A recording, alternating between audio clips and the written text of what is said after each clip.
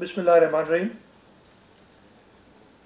Dr. Peshawar, Minister for Health, Professor Dr. Khalid Iraqi, Vice Chancellor, University of Karachi, Professor Ataur Rahman, Patron Chief, ICCBS, Professor Dr. Iqbal Chaudhary, Director, ICCBS and Coordinator General, COMSTECH, Mr. Aziz Latif Jamal Sahib, Ms. Nadra Pajwani Sahiba, Secretary Health, distinguished foreign delegates, diplomats, exhibitors, faculty members, research scholars and students, Assalamu alaikum. It is indeed a pleasure for me to inaugurate the exhibition on technology-enabled healthcare solutions jointly organized by OIC's Ministerial Standing Committee for Science and Technology and International Center for Chemical and Biological Sciences, University of Karachi. This exhibition is focusing on the application of modern technologies to meet the challenges of healthcare in today's world. Before I start with this written speech, I was meeting a banker yesterday, president of a bank, and what he told me is relevant to this institution here also. And he's, what he said was, "Sir, I am running an IT institution which has a license for banking. So the importance of technology in all across, everywhere, in government, in healthcare facilities, and whatever kind of institution, what we've become is IT companies which have a license to do something specific. I'm an IT company which has the license to govern. Unless I'm not good at using technology, I will not be able in this world to excel in my or at least do the job that I've been doing." And that is very important in the topic today, or the exhibition today, which talks about technology-enabled healthcare solutions. And at my age and anybody across, we've been to hospitals, we actually now not talking to doctors, but machines are trying to enable us. Another thing that somebody sent me, artificial intelligence, what they're doing now is analyzing records, and they say that they can, they're asking the machines to work on solutions where the machine can predict a major health crisis or major health emergency for an individual.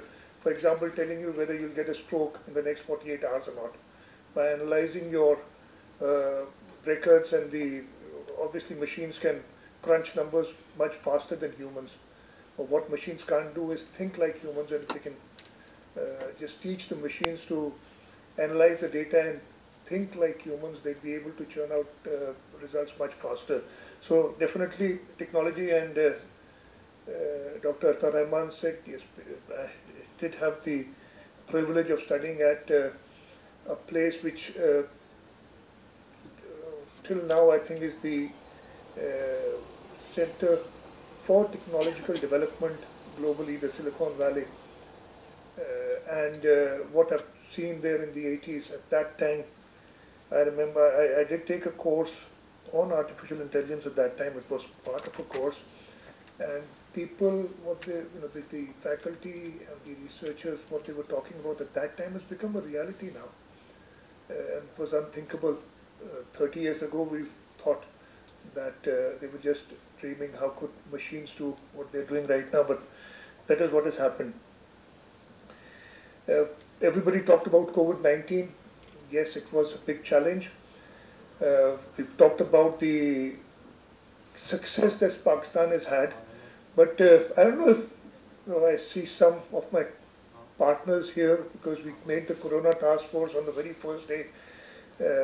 The first case in Pakistan came the next day. We had our first Corona Task Force meeting.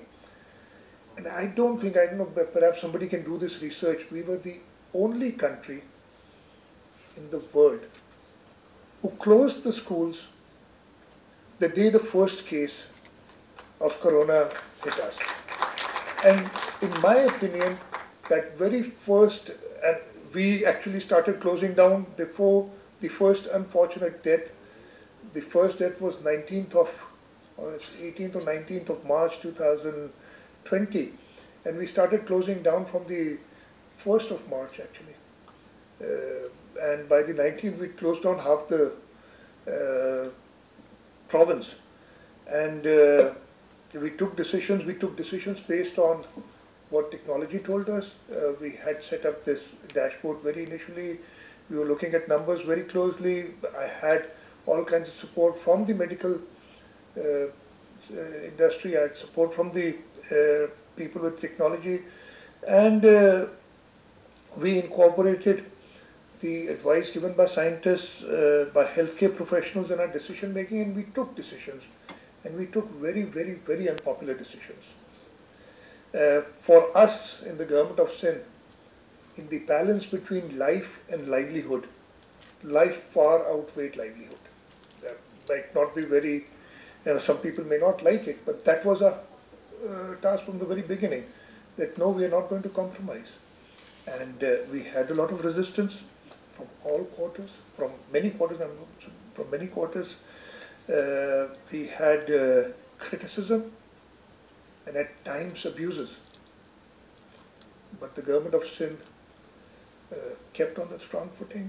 I'm grateful that the government of Pakistan followed. And that initial steps that we took in the first 2 months paid off. And where we are right now, still, I was, just before coming here, I was watching the television, and one of the shows they were again talking about, there's still, Karachi today has an infection rate of almost 10%. The testing has gone up, and I'm very grateful to Dr. Iqbal Chaudhary. I remember this was, I think, April or May of 2020. They approached us and they said, we have the capability of doing, at that time, we were doing 100 to 200 tests a day. Aga Khan University was the only place where we could get testing done. Then we had Dawoja, and Professor Iqbal said we can do 1,000 tests a day, which was unthinkable at that time. And they needed some money to complete that. We health department, the government of Sindh, we helped out immediately, and I'm very grateful that not only have we been able to, now we're doing how many tests a day here? 3,000 tests a day. In this one facility we have the capability. And not only that, they're doing genomic surveillance, variance detection. This is the only place when I I got suspected of COVID, I had to send my sample to the University of Karachi to tell me whether it's the Delta variant or not.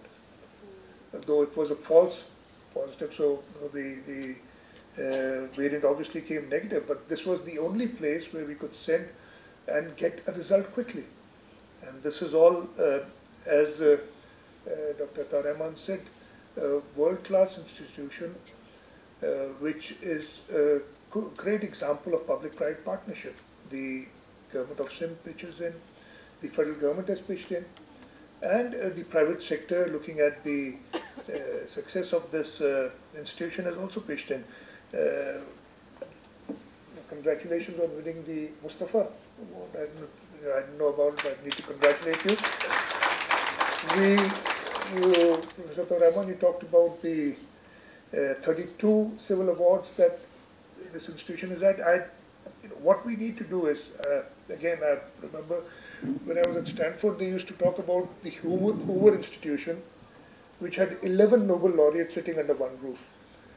So, inshallah ta'ala, we'll have, a dozen Nobel laureates sitting under this roof of the HEJ Institute. The ICCBS, it's a unique example of private sector contribution and vision towards higher education. Dr. Pajwani Memorial Trust and Hussain Ibrahim Jamal Foundation have played a crucial role, and we need to acknowledge their efforts, and we need others to take lead from them and come out with help to other institutions like this. As far as today's exhibition goes, I'm delighted to learn that the exhibition has applications of artificial intelligence, ICT engineering, and other technologies and is organized to contest of finding solutions for healthcare problems. As I said, there's no way going forward without involving technology. I consider such exhibitions of prime importance as they provide opportunities for young inventors and innovators to present their ideas and products and receive encouragement and support from wider audiences as well as from industries. And this link, which Dr. Atar Rahman talked about, the link between the industry and the academia, that is of prime importance, and that's where governments come in. And that's where I feel that we have, I would not say failed, but not been that successful in creating that link. The policy that the governments frame have to create this link between the industry and the academia. And until and unless the developed countries, the countries which have excelled in technology, which have excelled in sciences, the primary reason is the policies that the government make to make this partnership between the industry and the academia possible. So, Dr. Atar Rahman, distinguished researchers across Pakistan, I would request, and I'd talk about the couple of requests that Dr. Atar Rahman made. I'd request that please come forward, help us, assist us. You know, obviously, you are the minds who help in making this partnership possible. I would like to thank the organizers, particularly the Vice Chancellor, Professor Dr. Khalid Iraqi, Professor Dr. Atar Rahman, the Director of the institution, Dr. Iqbal Chaudhary, and their teams for the untiring efforts for nurturing excellence university and moving forward this shared mission of high quality education and credible research infrastructure. Before I end, the two things. Actually, Professor, we in the government of Sindh had last year, when this COVID hit us, and we knew that we had to look at some kind of opportunities for people to, create alternative employment opportunities for people. And we did set up, again, we were not able to execute it properly, we did set up a 500 million rupee fund for entrepreneurs to work in the IT sector. We planned it, but we could not succeed.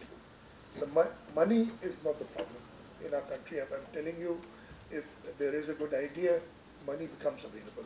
It becomes available from the public sector, it becomes available from the private sector. I would request, so you can lead this, if you have time. I'd ask the University of Karachi, the distinguished vice chancellors of other universities here, please make a plan, concept paper. We have the potential here, we have the students, we have the intelligent minds to put together these. COVID has taken a lot away from us, but it has also given us something, because people, online businesses, they like now, even if we do not have such problems, we are having meetings online very, very effectively, which a year ago we could not do, because we were not pushed into a situation where we needed such things. So please, set up a concept paper, give a concept paper to the government of Sindh. We would come forward, and money would not be a problem. We will make sure that it's arranged. Dr. Azhar talked about the regenerative health. Again, not an expert. Whatever the government of Sindh can do in terms of, and we've done that, not only, we've tried with whatever little we have been able to do in all the institutions, maybe, especially in the healthcare sector, the government's initiative at the NICVD. We got the Gumbat Institute in Gumbat, the Peer Abdul Qadir Shah Institute in Gumbat, which is state of the art. It's doing liver transplants, and it's with huge success. The SIUT is a great example again, where the public sector came in and the private sector matched it.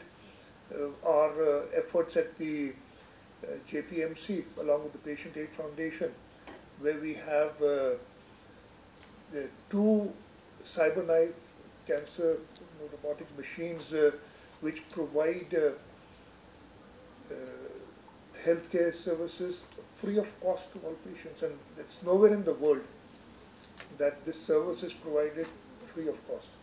So the government has gone out, and wherever we found a solution, we've tried to raise the money. So again, this stem cell technology, we've been hearing a lot about it. If the ICCBS, the University of Karachi, the HEJ Institute of Chemistry can take the lead role in this, we'll make the funding available. So once again, I wish all the best to the exhibitors, to the international companies which have come here. I wish success to the researchers and the scholars here. I hope that this exhibition is successful. And as far as the government of Sindh is concerned, I assure you of our full support in your journey towards excellence. Pakistan Zindabad.